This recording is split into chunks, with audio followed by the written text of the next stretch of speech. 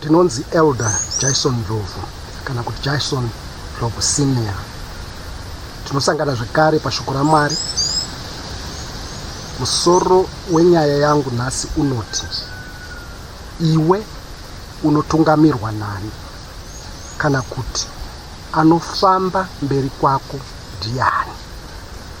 Iwe unotungamirwa naani, kana kuti anofamba mberi kwako ndiani. Saka ndichaverenga pano kuna Samuel wekutanga pachapter 17 kubva paverse 41. Shoko raMwari rinoti, muFiristia akauya akaswedera kuna Dhavhidhi. Munhu wakanga akabata nhovo yake akamutungamirira. Zvino muFiristia wakati achitarira achikavona Dhavhidhi, akamuzvidza nokuti wakanga achiri mukomana hake mutsvuku ane chiso chakanaka.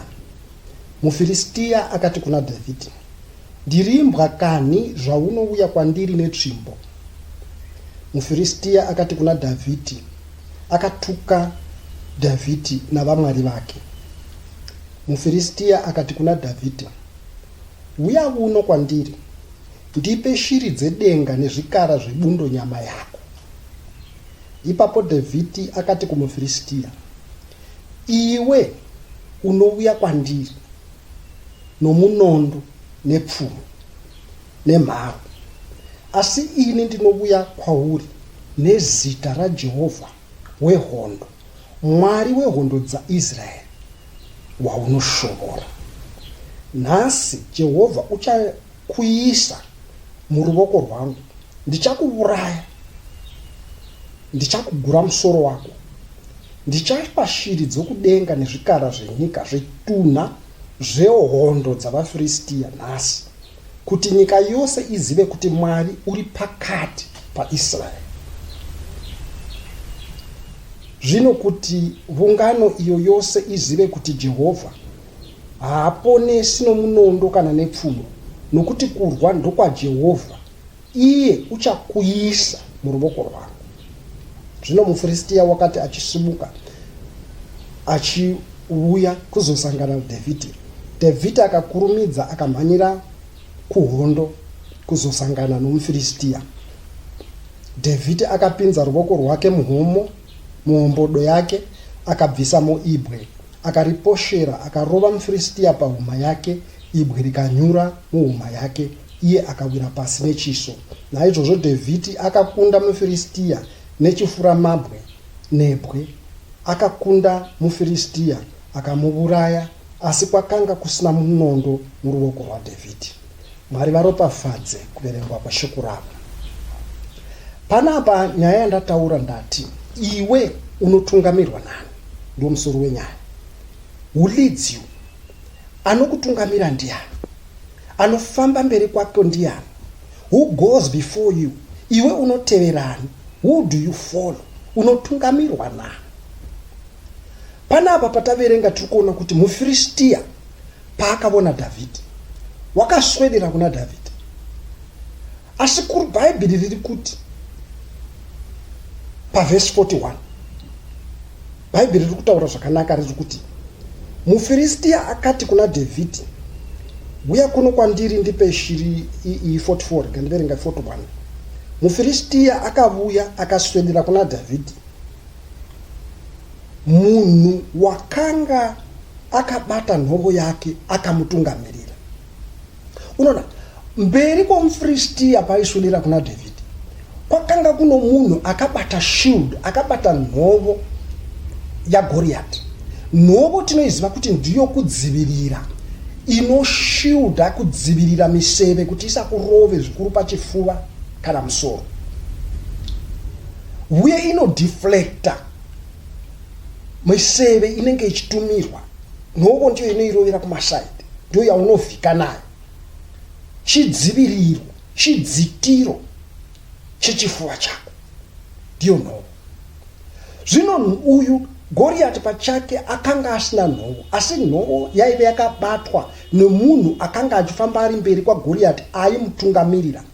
kureva kuti uyu aive hwindi aimutungamirira, aive mubati wezvombo zvagoriati, zvekuti kana goriati achisvika pahondo ochimupa zvombo, uyu ochirwa.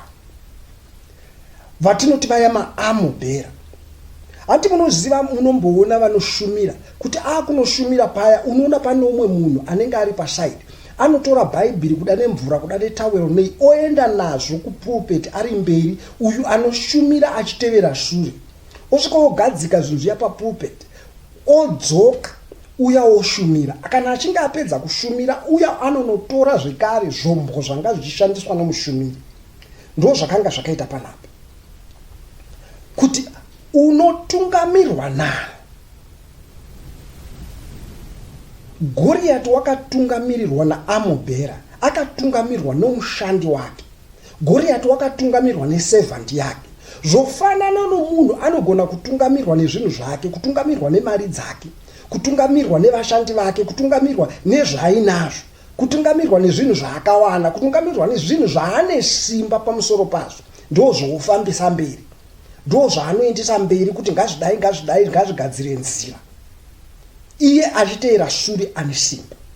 But pano Dhavhidhi ari kuti iwe unouya kwandiri nomunondo nemiseve nejavelini, asi ini ndinouya kwauri nezita raJehovha wehondo, Mwari weIsraeri, ari pakati paIsraeri, wacho uri kushora. Nhasi nyika ichaziva kuti pakati paIsraeri pana Mwari, nokuti iye ndiye wandiri kuuya naye, ndiye wandinofamba shure kwake. Amen. Saka iwe unotungamirwa nani?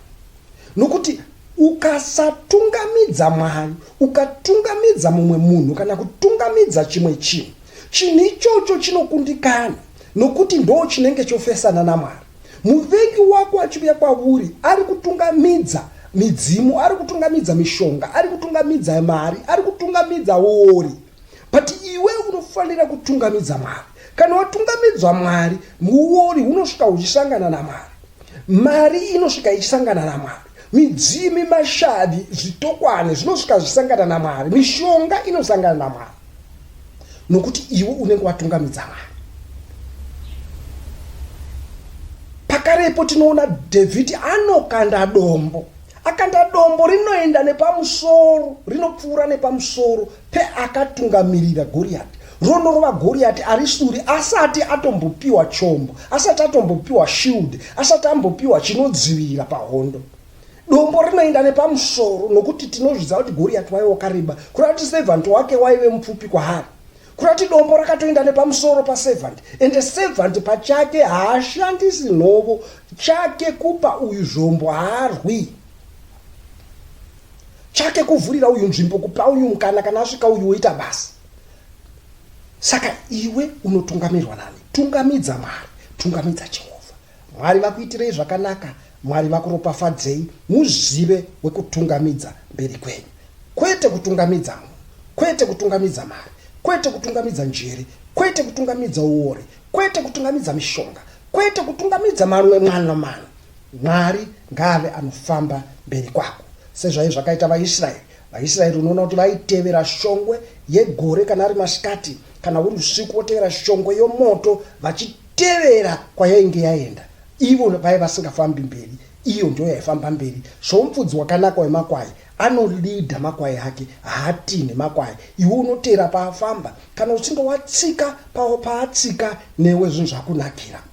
Ndinofarira rwiyo runoti oh Jesus I've promised, runoti apo pamunenge matsika inu undotsikawo ipapo, kureva kuti pari safe. Mwari akuitirei zvakanaka.